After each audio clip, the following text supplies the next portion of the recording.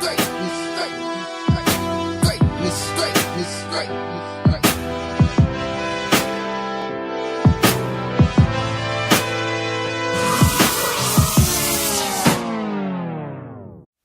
wanna tell you what I think about you. Man, what's good with you? This is Algernon Hall, aka the Dream Catcher, the Dream Coach, man. And I'm ecstatic. You know why I'm ecstatic. It's Friday, it's episode 14, and every time we drop one of these things, we get more inspired, we get more empowered, and we get closer and closer to awakening our dreams. So we're gonna dive right into it. You know, 2 weeks ago we started the Powerful You series, and it truly has been powerful. And week one, what we discussed was, we made the analogy how everything that we can see, everything that we can possibly imagine, by it being started by someone's ideas, their thoughts, their visions, and their dreams. And we talked about affirming our power, our gifts, our talents, our abilities, that things that makes us dope, that thing that makes us extra sexy, that things that makes us extraordinary. And we all have it, right? But we talked about affirming it, speaking life into ourselves every single day, speaking life so much that we start to believe it, it becomes rooted in our hearts, and then it starts to come outward into the universe.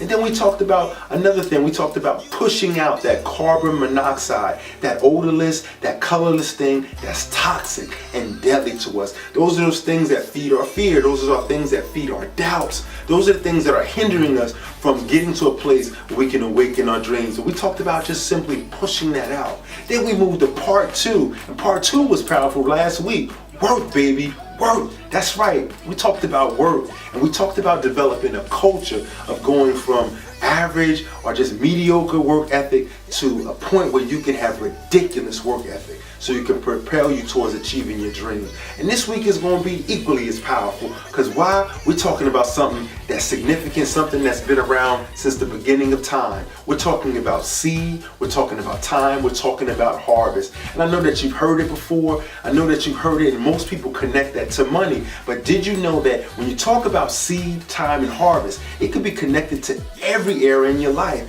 Physically, mentally, emotionally, and spiritually. What you sow, you will reap. So that's with any given thing. So I got a question for you today.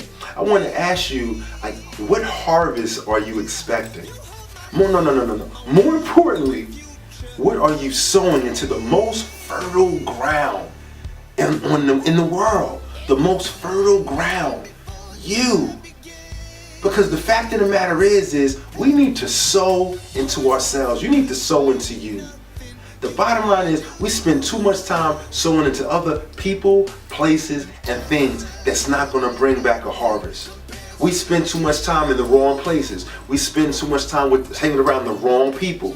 We spend too much time doing the wrong things, sowing our time, our energy, our efforts into these things, and it's not building us, it's not building us up, and it's not bringing us closer to our dreams. So you have to sow into you. What does that look like, Al? I don't know what it looks like for you, but maybe that means going back to school. Maybe that means reading more. Maybe that means attending workshops. Maybe that means surrounding yourself with the right people. Maybe that means just praying more. Maybe that means just you doing some self meditation, and you just really just isolating all those negative and those distractions from life and just focusing on you. I don't know what it is, but what I do know is we must invest in ourselves, because we're no good to our children if we don't invest in ourselves and we aren't the best that we can be. We're no good to our spouses if we don't invest in ourselves and be the best that we can be on our jobs, in relationships, in our businesses. We have to invest in ourselves so we can get to a place where we can be built up, we can be wiser, we can be stronger, and we can be more effective in everything that we set our hands to do. So you have to sow into you. And number two, what you got to focus on is you got to enjoy the process. I'm going to say it again. Enjoy the process. Last week we talked about people wanting overnight success, microwavable success, as I referred to. And the bottom line is, success does not happen overnight. I mean, use the analogy when you have a farmer, and a farmer plants a corn seed, he puts it into the earth, he puts it into the soil, and over time what's going to happen is he's going to reap a harvest of corn. Well, it's a process to that. There's no circumventing that process. There's no in between. You have to go through the process. And yes, in life, in seasons, there's trials and there's tribulations, and you can correlate that to the rain, which is trials, tribulations, bumps, bruises, hiccups in life. It's vital. It's necessary. And if you think about the process as far as a seed, what does rain do to a seed? It stimulates that seed so it can grow, so it can germinate. And the bottom line is, once you get through that rain, what's going to happen is there will be sunlight. And sunlight are those good times when things are going correctly or things are going well for you. They all work hand in hand. They tie hand in hand. So the bottom line, when you talk about time, there's no need to rush. There's no need to rush, because the fact of the matter is, when you go through a season, when you go through and you reap in the harvest, what happens is you get stronger, you get wiser, you get more efficient, and you start to appreciate the process. No, you're not ready for that relationship. No, you're not ready to start that business. No, you're not ready to start that ministry. You're not ready.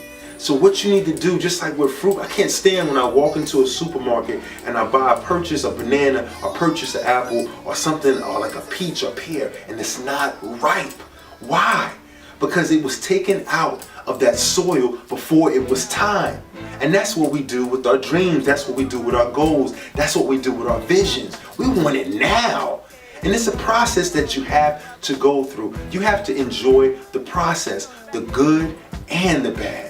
Because at the end of the day, what happens is you get to a point where you can be developed and you can become ripe, and you can be ready to bloom and reap that harvest into your dream, reap that harvest into as far as attaining your goals, reap that harvest as far as being successful.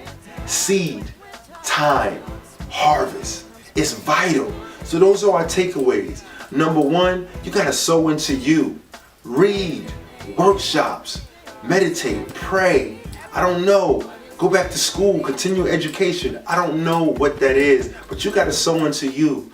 The most fertile ground on this earth is you, and you gotta sow into you. And part two, you gotta enjoy the process. Stop trying to rush through things. Stop trying to make things happen now. Stop trying to manufacture your success and allow the process. It's been around forever. Seed time and harvest has been around forever. Allow that process to work for you so you can develop and you can be ready and you can be all that you can be.